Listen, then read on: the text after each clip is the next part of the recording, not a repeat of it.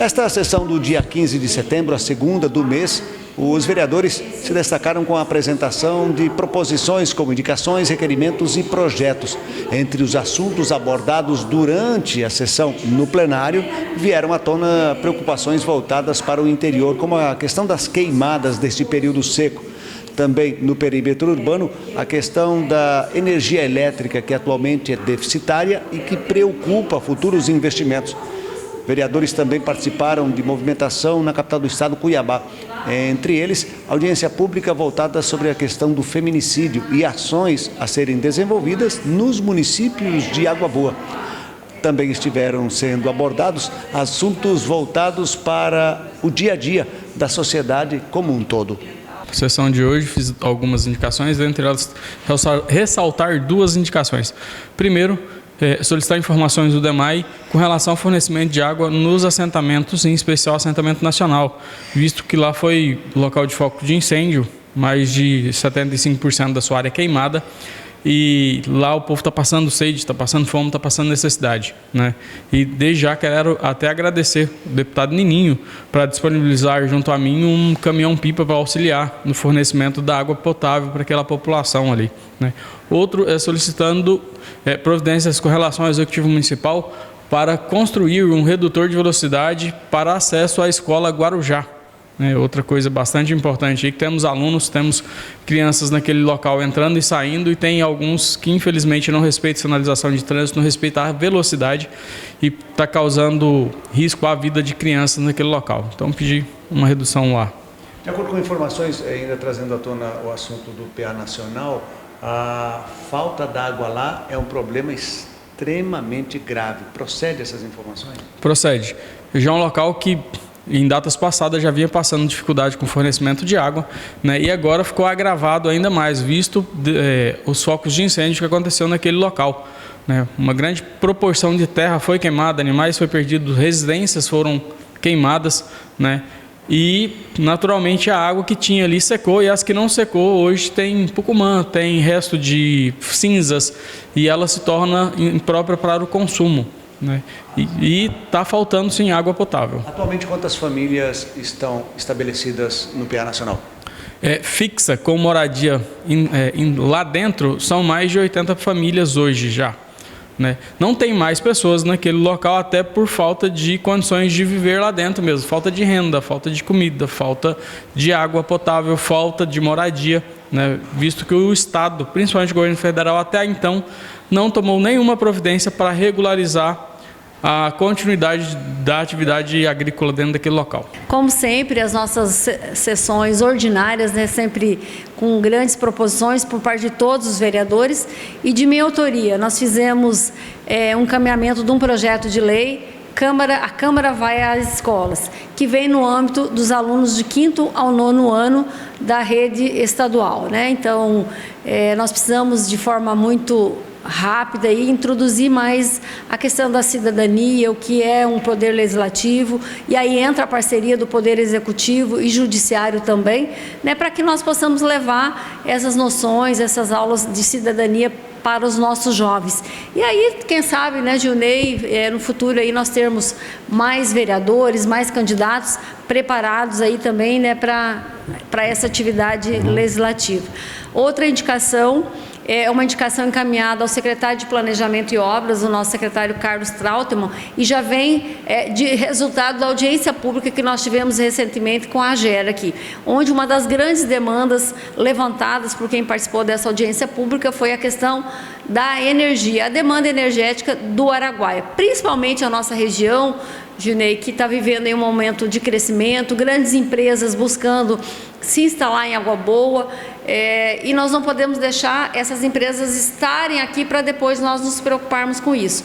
Isso já foi dito várias vezes, né, sempre que a gente recebe os representantes da Energisa, mas nós estamos deixando isso hoje documentado, né, que a Secretaria de Planejamento e Obras, ela se antevenha e faça aí uma estimativa da demanda energética, né? Já eu creio que o Carlos tenha esse levantamento de empresas que estão buscando se instalar em Água Boa, então que faça aí esse documento e encaminhe a Energisa. A Energisa pede um prazo de 2 anos para se programar, para colocar no seu orçamento e trabalhar, então, expansão de rede, dobrar a capacidade da nossa usina, né? E não podemos deixar tardar nessas informações. Também, como mesa diretora, nós entramos com 3 moções de reconhecimento ao Sindicato Rural, à Associação dos Engenheiros Agrônomos e ao Grupo Baldo. Recentemente, nós tivemos a felicidade de participar da abertura do plantio da safra 2025-2026, lá na fazenda Nossa Senhora Aparecida do Grupo Baldo, onde teve a participação dessas 2 entidades, os agrônomos e o Sindicato Rural. Então, nós, vereadores, entendemos que é motivo de parabenização, é motivo de orgulho para a Água Boa, né? Eu quero crer que foi a primeira semente lançada ao solo da safra 25-26. E a gente, então, assim, está parabenizando essas entidades e entramos com essa moção que foi aprovada por unanimidade aqui nessa Casa de Leis. Então, e além dos outros colegas vereadores, proposições em coautoria com outros vereadores, requerimentos, enfim, sempre todos muito atuantes aí nas nossas sessões. Presidente, uma questão que a sociedade está acompanhando é exatamente a investigação por parte da Polícia Civil sobre um caso ocorrido do período da Expo Vale, onde 4 pessoas foram indiciadas e uma delas trata-se de um parlamentar aqui da Casa de Leis, o vereador Rodriguinho, do União Brasil. A Câmara Municipal acompanha o fato, está par e passo do trabalho da polícia, enfim, quais são as informações em relação ao Legislativo sobre esse caso? Sim, nós estamos acompanhando, sim, com muita cautela, né, até porque nesse primeiro momento concluiu-se um inquérito, né? E agora, como dito nas mídias, nós não temos acesso ao processo, não tivemos, né? Mas o que se tem noticiado é que agora vai encaminhado ao Ministério Público e que vai analisar as informações coletadas pela Polícia Civil. E nós, enquanto Câmara de Vereadores e presidente dessa Casa de Leis, né, me mantenho afastada desse processo, aguardando a conclusão por parte do MP dessas investigações. Depois, a gente, né, se formos notificados de alguma coisa, tomaremos as medidas. Assim como nós tivemos outras situações envolvendo vereadores, sempre muita cautela nos assuntos, né, ligados ao envolvimento de vereadores. Nós tivemos dia 8 de setembro agora, nós tivemos uma programação bem extensa na segunda-feira, comandada pela nossa deputada Janaína Riva, que é uma procuradora da Assembleia Legislativa contra a violência da mulher, e nós estivemos lá ouvindo e trazendo aqui para Água Boa, onde que todas as câmaras irão fazer a Procuradoria da Mulher, um espaço de acolhimento e para contribuir com as mulheres que sofrem qualquer tipo de violência. E a gente vem com essa bandeira bem forte para a gente trabalhar isso. Nós tivemos lá, foi falado muito que a gente faz a maioria das vezes palestra, formação para as mulheres, mas os agressores não são mulheres, são os homens. Então a gente também precisa buscar esse público, levar para os homens que não pode haver violência e que, se caso precisar, até tratamento existe para isso. Então a gente tem que buscar práticas para que a gente, e práticas e políticas, né, para que a gente mude esse cenário, que o Mato Grosso é um dos que mais um dos primeiros contra a violência, que tem maior número de violência contra a mulher. No estado do Mato Grosso, até junho nós tivemos 27 mulheres por feminicídio, mortes por feminicídios, e 24 mulheres morreram sobre outros acidentes, enfim. Isso preocupa? Muito. Dizer que a maioria das mulheres estão morando dentro de casa, pelos seus próprios parceiros, e eu, como representante da educação, traz um outro olhar, porque é onde estão as crianças, filhos desse relacionamento.